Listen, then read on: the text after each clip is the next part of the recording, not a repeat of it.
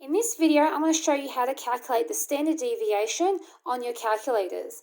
Now, the first thing you need to do is change the mode of your calculator. So, click on the mode button, and then we've got stat, 2, and then we've got 1 for variables. So you can enter your variables. So you should see an X column and a frequency column. If you can't see the frequency column, go to Shift, Mode, arrow down to Stat, number 3, and your frequency, click on 1. And then when you go to Mode 2 and enter your variables, your frequency column should come up, okay? Then I'm going to start entering my data. So we've got column D. I'm going to enter these 5 figures here. So I'll just write them down on my whiteboard: 101, 102, 101, 103, and 105. Now, having a look, we've got 101 happens twice. So I'm going to put a frequency column, and put the value 2 because 101 happens twice. Remove the first 101, and that's the share price. Okay, so the frequency of the other share prices occurs once over the 5-day period. So now I'm going to enter these values into my calculator.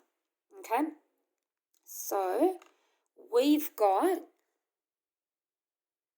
102 equals 101 equals. Now the frequency has already updated itself to 1. I'm going to fix that up later. 103 equals 105 equals. Now I'm going to go over to the frequency tab where 101 is and enter 2. Okay, and that's updated. So now I can all clear. And now to find my standard deviation, I push the button Shift, and then that will pick up, when I press 1, the stat function. And then I want the variables 4. And now I can calculate. 1 is the number of data in the data set. If I press on 1, 2 will give me the mean, and 3 will give me the standard deviation. So we had calculated the mean by adding up all the data set and dividing it by the number of data in the data set. You can just enter all the data in and get that average without doing any calculation. Number 3 will give us the data set. Will give us the standard deviation. So I'll push 3, and there we have it there. 1.49, when you round it off to 2 decimal places, is 1.50.